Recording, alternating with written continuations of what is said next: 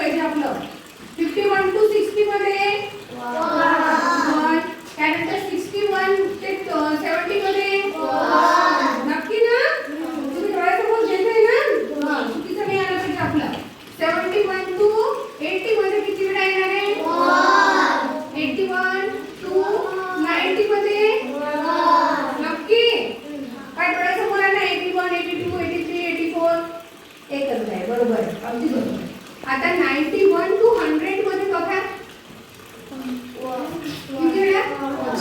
1. आता आपण हे सगळे मोजूया. 1